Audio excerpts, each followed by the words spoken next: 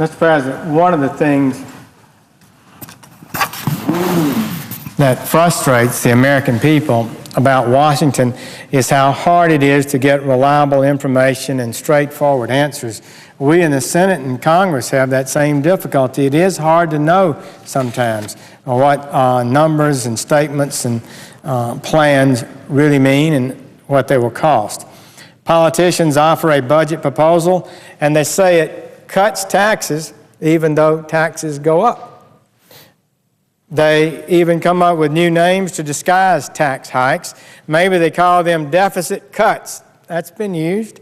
Revenue enhancements, pretty common. Revenue enhancements, or reduced spending in the tax code. Reduced spending in the tax code. We hear people come to the floor and blame our massive deficit on anything and everything but our out-of-control spending. Well, it's in the war in Iraq, or it's a tax cut passed a decade ago, or it's special preferences for private yachts or Lear jets. We can't have an honest budget if we really can't talk honestly and factually about it, and I hope to be able to contribute in some way to clarifying the issues. First, I would like to address the myth that the President has a $4 trillion deficit reduction plan. That's been talked about a bit. It seems to be belief that the President has a plan to reduce spending by $4 trillion. But the only plan that the President has put on paper and allowed anybody to see is his February budget, which doubles the national debt.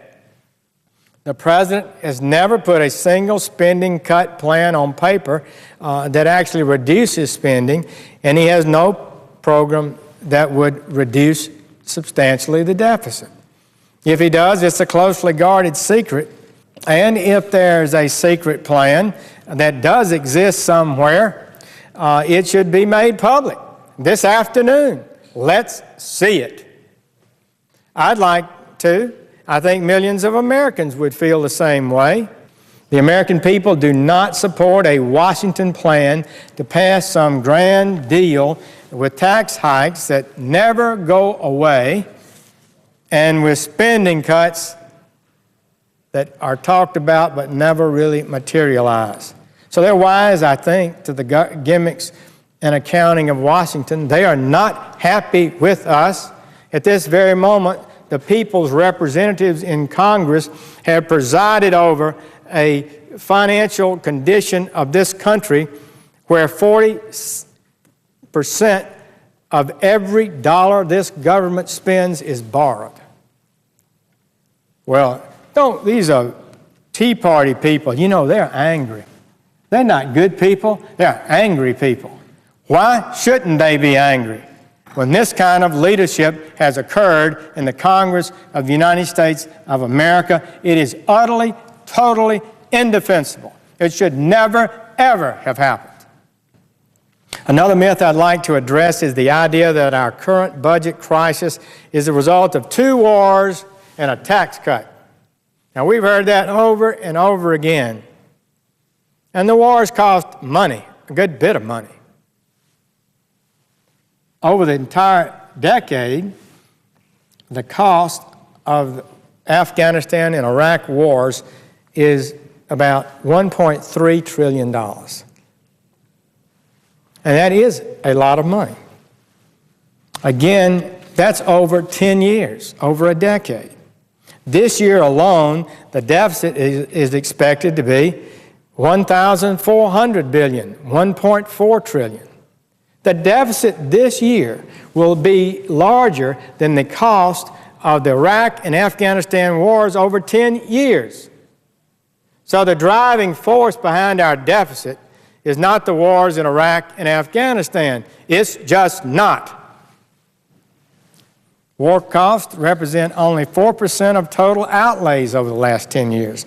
The total amount of money spent since President Obama took office is $8.5 trillion. By the end of his first 3 years in office, we will have added $5 trillion to our gross federal debt. The stimulus package alone, added into law in a single day in 2009. We passed it on this floor over my objection. That stimulus package, every penny of which was borrowed. We were in debt, but they said the economy needs to be stimulated. We're going to spend $850 or so billion.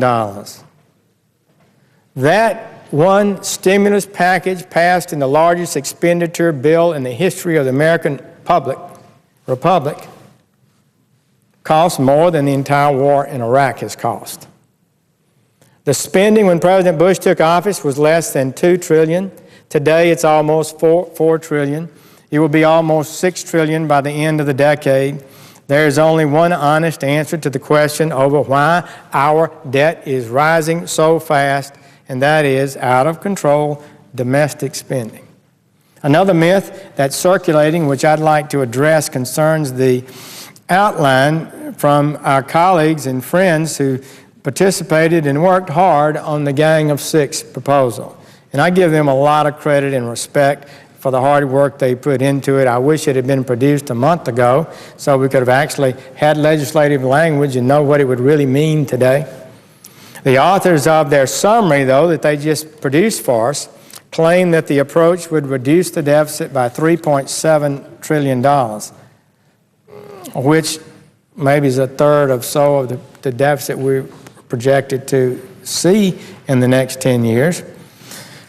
But my staff on the Budget Committee, taking the summary pages that they produced for us, can only find $1.2 trillion in reduced spending in that outline, along with what's pretty clear, very clear, a $1 trillion tax increase. Well, where does the other $1.5 trillion in deficit reduction claimed in the outline come from? The last myth I'd like to address is perhaps the most important of all, and this is the myth that we only need about $2 trillion in actual spending cuts over the next 10 years. And that's basically been what our colleagues are saying. Well, they float the idea of $4 trillion in savings. What they means is you save $2 trillion by reducing spending, and you increase taxes $2 trillion. And you've saved $4 billion over 10 years. I'm not sure that's what the American people are expecting of us when we say we're saving money by taking it from them. It's not saving the American people more. It's not saving the private economy more to take another $2 trillion from them. There's no free lunch. Somebody pays.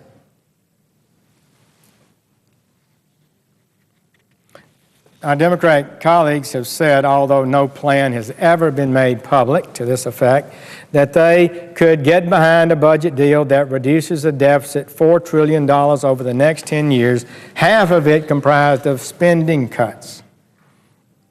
Well, this is not even close, frankly, to what is needed to ultimately balance our budget.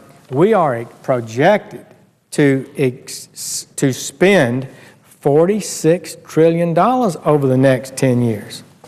The honest truth is that this president and his Democratic Senate are not going to agree to the level of spending cuts in a debt deal that's necessary to put our country on a sound path. I think that's a fact. We've been negotiating and talking all year. The House laid out a budget plan. The Senate has refused. This is unfortunately, we got a battle over the vision for the future of America. It's a big government vision that a lot of our members have, and they're going to work as hard as they possibly can to preserve that vision, preserve that spending. And after running up this huge debt by 24% baseline increase, that does not count the stimulus package of almost $900 billion that's thrown on top of that. run up all this debt, and now they want to go to the American people and say, we're not going to cut spending, you have got to pay more in taxes. I don't think that's what the American people want, so we've got a national debate here. It's the great debate of our time. It's not going to be settled in 2 weeks. A few people are not going to meet in secret and work out some grand and glorious deal. Wish they could, but I don't think they are. I'll be pleased if they do. I'm confident that the good sense and wisdom of the American people ultimately are going to prevail. I'm confident we will eventually get our spending under control. We will restore the American principles of limited government and build a better, freer future for our children.